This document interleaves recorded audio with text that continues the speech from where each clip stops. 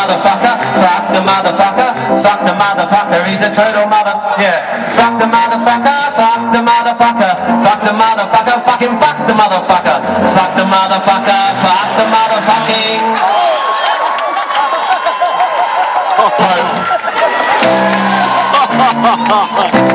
fuck the motherfucker and fuck you motherfucker if you think that motherfucker is sacred.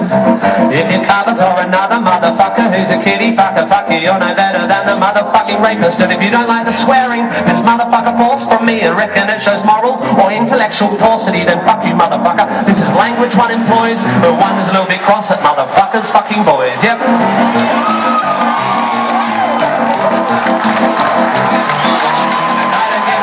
Calling the Pope a motherfucker means you unthinkingly brand me, and I'm thinking apostate. This has now to do with other fucking godly motherfuckers. I'm not interested right now in theological debate. There are other fucking songs and there are other fucking ways. I'll be a religious apologist on other fucking days, but the fact remains if you protect a single kitty fucker, then Pope or Prince or Plumber, you're a fucking motherfucker, yeah?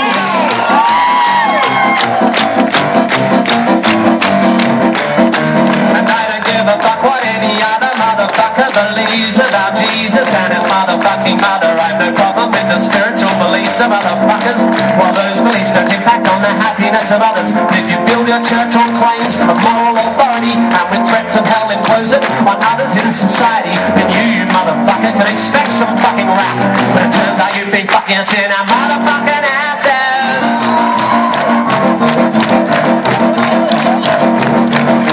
Fuck the motherfucker and fuck you motherfucker if you're still a motherfucking papist. If he covered for a single motherfucker who's a kitty fucker, fuck him, he's as evil as the motherfucking rapist. And if you look into your motherfucking heart and tell me true, if this motherfucking stupid fucking song offended you, with its filthy fucking language and its fucking disrespect, if it made you feel angry, go ahead and write a letter. But if you find this song more offensive than the possibility the Pope protected priests when they were getting fucking fiddly, then listen to me motherfucker, this here is a fact. You are just as morally misguided as that motherfucking power-hungry self-aggrandized bigot in the stupid fucking hat.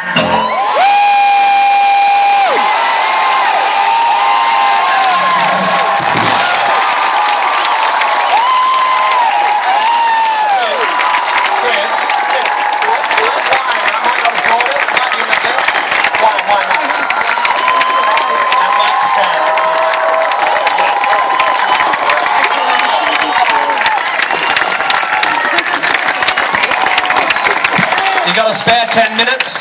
Yeah! Gonna do a poem. That's what you're here for, right? Poetry reading? Yeah. HuffPo. That's what HuffPo is gonna write. The biggest poetry reading in Washington DC history occurred today, showing that the needs of poets should be taken into account in the next election. This is a rant. It's called Storm.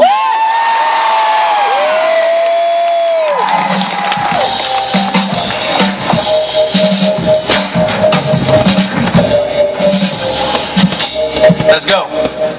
Inner North London, top floor flat, all white walls, white carpet, white cat, rice paper partitions, modern art and ambition. The host's a physician, bright bloke, has his own practice. His girlfriend's an actress, an old mate of ours from home, and they're always great fun, so to dinner we've come.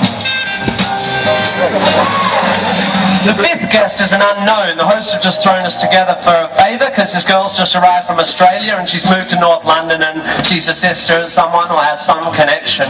As we make introductions, I'm struck by her beauty. She's irrefutably fair with dark eyes and dark hair.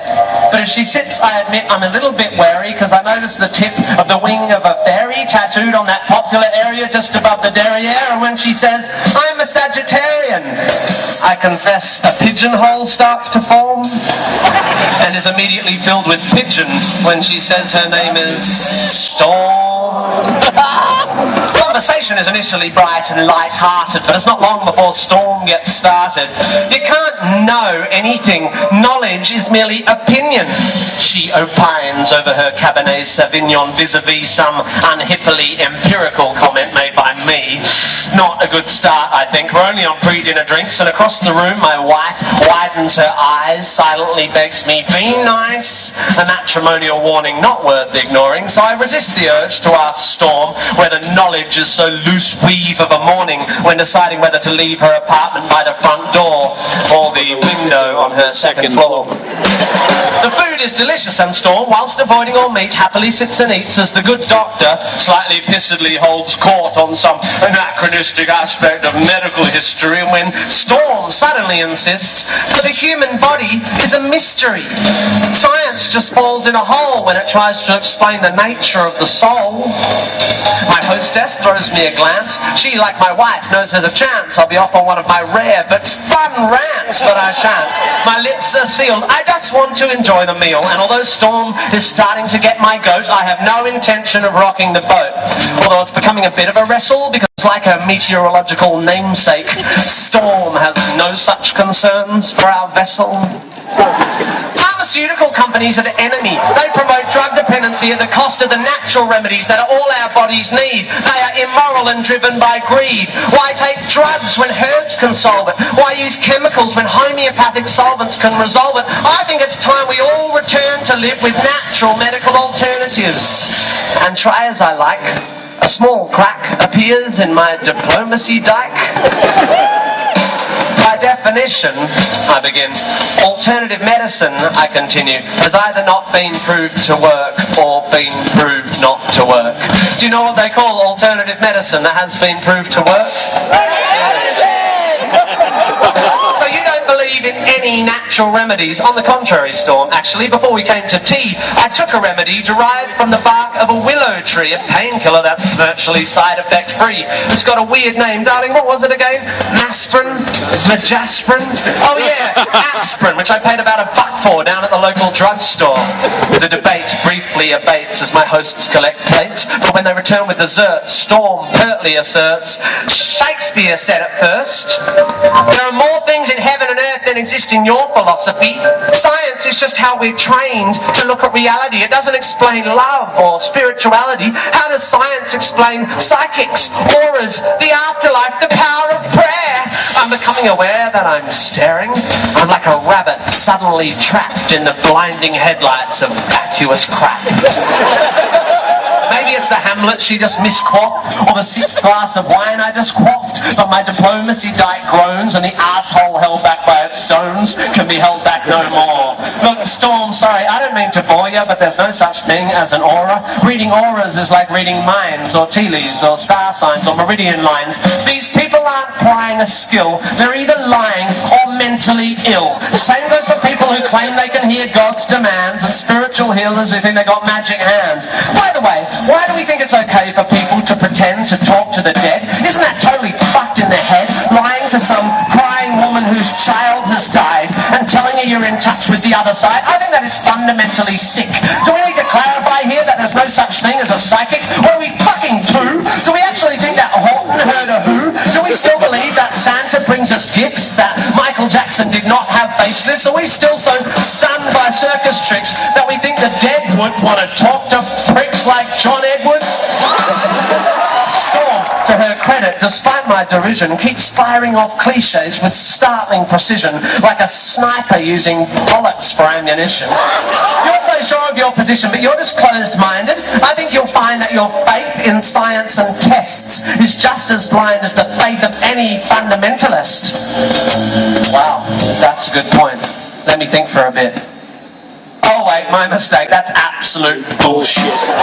Science adjusts its views based on what's observed. Faith is the denial of observation so that belief can be preserved. If you show me that, say, homeopathy works, then I will change my mind. I will spin on a fucking dime. I'll be as embarrassed as hell, yet I will run through the streets yelling, it's a miracle! Take physics and bin it! Water has memory, and whilst its memory of a long-lost drop of onion juice seems infinite, it somehow forgets all the poo it's had in it.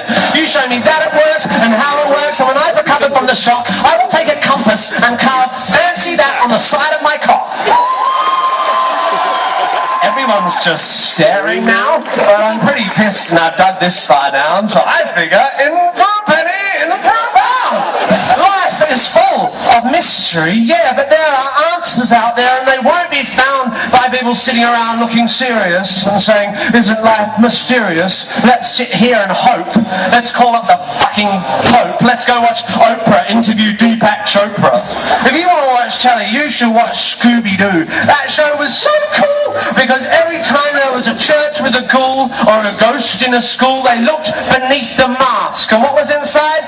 The fucking janitor or the dude who ran the water slide. Because throughout history, every mystery ever solved has turned out to be not magic.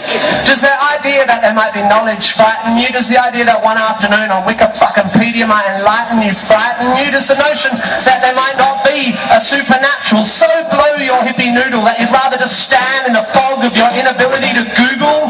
Isn't this enough? Just this world?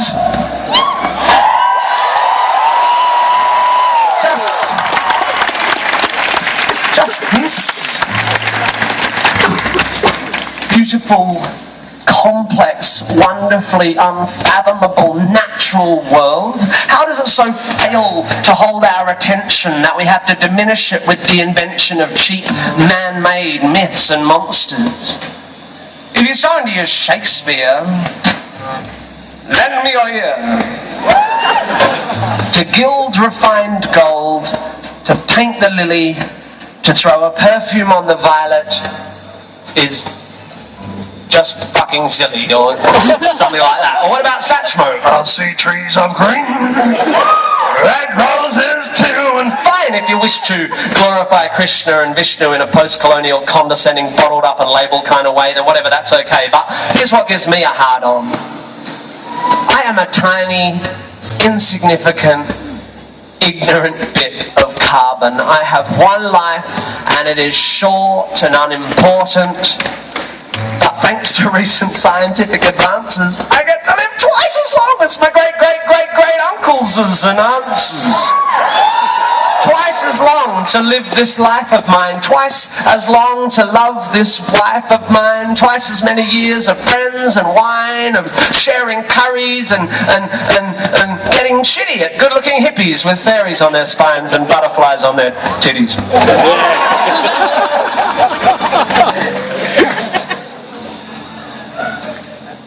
And if perchance I have offended, think but this and all is mended.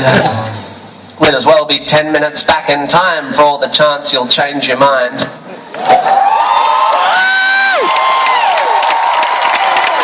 You guys are doing a wonderful, wonderful, slightly soggy thing. Thank you so much.